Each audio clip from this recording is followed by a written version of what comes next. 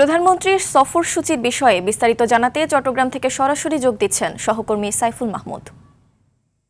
সাইফুল, প্রধানমন্ত্রীর সফরের বিস্তারিত জানাবেন। দলীয় নেতাকর্মী ও স্থানীয়দের প্রতিক্রিয়া কেমন দেখছেন জানাবেন। যে এরা আসলে যেমনটি বলেছেন, যদি বলে থাকি আসলে নির্বাচিত হওয়ার পর এই প্রথম কিন্তু চট্টগ্রামে আসছেন প্রধানমন্ত্রী, এবং সেই সাথে কিন্তু এখানে যে দলীয় নেতাকর্মীরা রয়েছে তারা কিন্তু আসলে খুবই খুশি, খুবই উচ্ছ্বাসিত।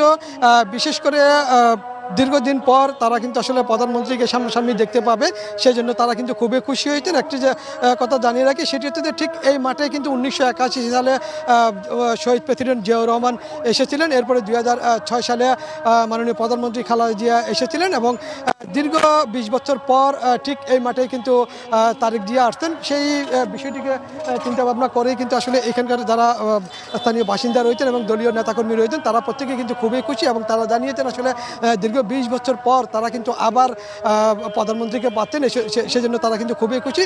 এর আগে একটা বিষয় জানিয়ে রাখি, সেটি হচ্ছে যে এখানে কিন্তু যেই নেতাকর্মীরা যারা রয়েছে তারা কিন্তু সড়কের দুই পাশে কিন্তু দাঁড়াবেন এবং প্রধানমন্ত্রীকে শুভেচ্ছা জানানোর জন্য তিনি সড়ক পথে ফটিকছড়ি থেকে আসবেন, সেজন্য কিন্তু দুই পাশে কিন্তু দাঁড়াবেন এমনটাই প্রত্যাশা আছে এখানকার যারা স্থানীয় নেতাকর্মী রয়েছে তারা, এবং যারা সাধারণ মানুষ রয়েছে তারাও কিন্তু খুবই খুশি। তারা জানালো আসলে দীর্ঘ সময় ধরে তারা কিন্তু প্রধানমন্ত্রীকে আসলে টেলিভিশনের মাধ্যমে দেখার সুযোগ পেয়েছেন, কিন্তু যার কারণে তারা আজকে সামনাসামনি দেখবেন সেজন্য কিন্তু তারা অনেকেই খুশি।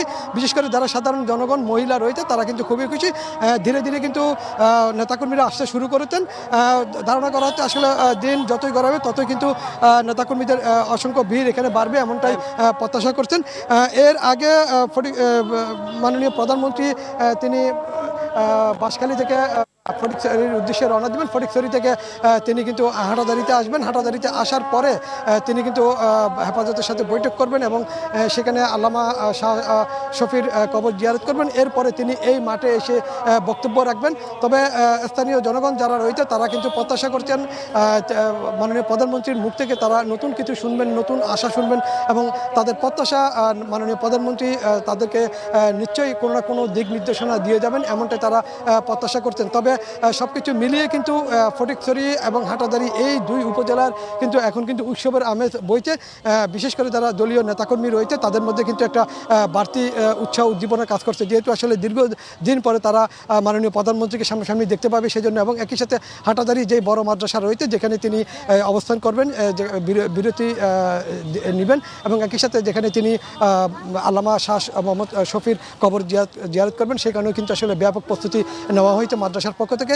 সব কিছু মিলিয়ে কিন্তু এই মুহূর্তে কিন্তু একটা উৎসবের আমেজ বিরাজ করছে, এবং একই সাথে কিন্তু এখানে কিন্তু বেশ কয়েক স্তরের নিরাপত্তা ব্যবস্থা নেওয়া হয়েছে যাতে সব কিছু সুশৃঙ্খলভাবে হয় এমনটাই প্রত্যাশা করছেন সবাই। তবে সব কিছু ছাপিয়ে কিন্তু প্রধানমন্ত্রীর আগমনের কে কেন্দ্র করে কিন্তু এখানে একটা উৎসবের আমেজ বিরাজ করছে, এবং একই সাথে সবাই কিন্তু অপেক্ষা করছে প্রধানমন্ত্রী কবে আসবে এবং তার বক্তব্য শোনার জন্য।